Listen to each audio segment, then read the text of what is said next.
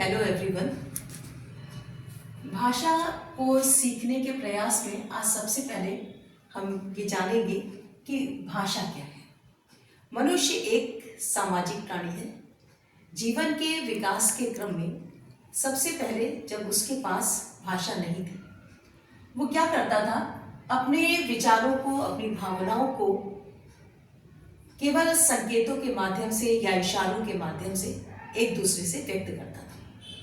लेकिन धीरे धीरे उसे इस बात की आवश्यकता हुई कि वो अपने विचारों को और अपनी भावनाओं को किस तरीके से लिखकर दूसरों तक पहुंचा सकता है, और इस दिशा में उसने लिपि का विकास किया। तो अगर हम भाषा की परिभाषा पर आए तो भाषा ध्वनि प्रतीकों की व्यवस्था है। जब हम अपने भावों और विचारों को बोलकर या लिखकर एक दूसरे से व्यक्त करते हैं तो वही रूप भाषा है। भाषा के अंतर्गत एक बात यह भी है कि जो सार्थक शब्द हैं उन्हीं को हम ग्रहण करते हैं, यानी जो निरर्थक शब्द हैं वो भाषा का हिस्सा नहीं बनते। जैसे कलम है, ये सार्थक शब्द है, और इसी की जगह हम वलम कहें तो ये एक निरर्थक शब्द है भाषा में, जो प्रयुक्त नहीं होता।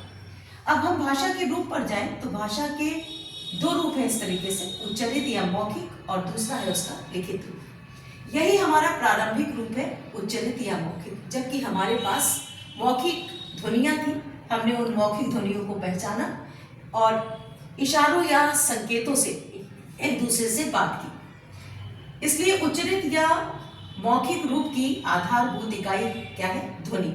और इन्हीं ध्वनियों के संयोग से हमने भाषा के अस्थायी रूप को बनाया। दूसरा रूप है भाषा का लिखित। और लिखित क्या है? ये लिखित भाषा आधारभूत इकाई है और इसकी इकाई है वर्ण। यानी जब हमारे पास लिखित भाषा आ गई, यानी वर्णों के संयोग से वही मौखिक ध्वनियां जिनसे हमने वर्ण बनाए, तो हमारे पास लिखित भाषा आ गई।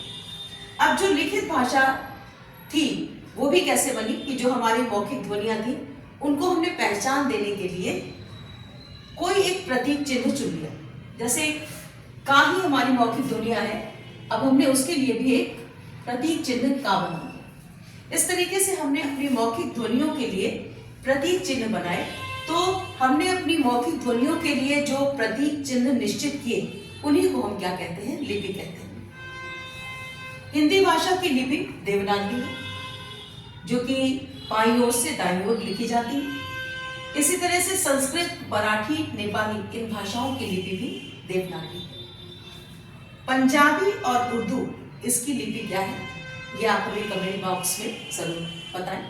और भाषा को निरंतर सीखने के लिए हमारे चैनल को सब्सक्राइब करना ना भूलें। Thank you.